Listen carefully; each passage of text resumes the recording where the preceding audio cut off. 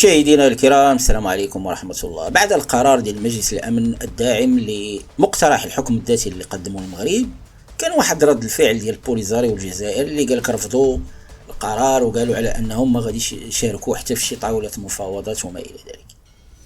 لكن بالنسبة للمخيمات فقد شهدت حالة غير مسبوقة من الفوضى والارتباك بعد ما شكل هذا القرار الأممي صدمة قوية للبوليزاريو وأنصارها.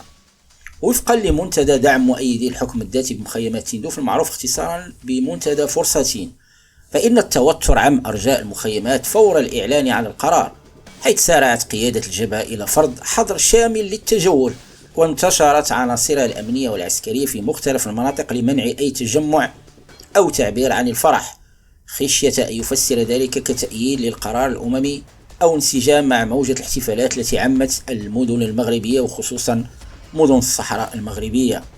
وأفاد نفس المصدر أي منتدى فرصتين بأن ميليشيات البوليزاريو لجأت إلى إجراءات قمعية مشددة تمثلت في تفريق أي مجموعات صغيرة حاولت الاحتفال أو التعبير عن رأيها، كما أغلقت بعض المرافق العامة وأخضعت وسائل الاتصال لرقابة صارمة.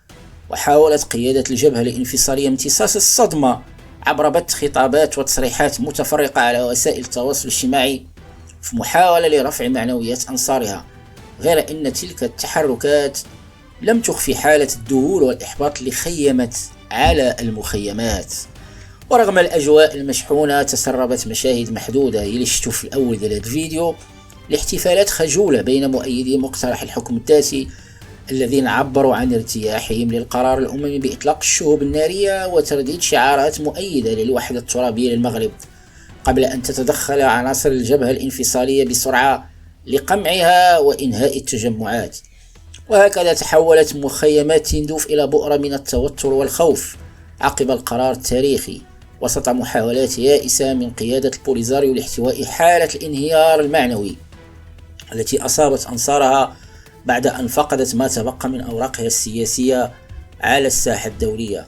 وأنا أؤكد من جهتي وأكيد إلى إنفوا كانت الإمكانية للناس ديال المخيمات تندوف على أنهم يرجعوا لبلادهم ووطنهم الأم المغرب، فلن يترددوا قيد أنملة. شكون هو هذا الأحمق ولا هذا المسطي اللي عايش 50 سنة تحت المخيمات والحرارة والخيام يزيد 50 سنة أخرى من أجل عيون الجزائر وإبراهيم غالي والعصابة ديالو؟ أي عاقل لن يفكر مرتين بعد ما سمع الخطاب الملكي البارح لمد الضيف الملك محمد السادس للمغاربة ديال تندوف، إخواننا في تندوف قال لهم رجعوا لبلادكم وبنيوها وبنيوا مقترح الحكم الذاتي. العاقل لا يفكر مرتين وغيرجع لبلاده. شكرا على المتابعة، وما تنساش تشاركوا في القناة، وإلى اللقاء.